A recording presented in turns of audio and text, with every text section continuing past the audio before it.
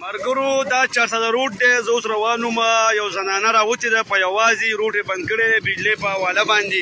تاسو کتی شئ یوازې راوتې ده، یو غیرت یې کړی دی. حکومت نه دا غوښتنه کوي یاره موږ ته دا بجلي بحال کړه، بلونه هم ورکوو. د یو زنانې غیرت کړی دی، دا وګورئ تاسو کتی شئ.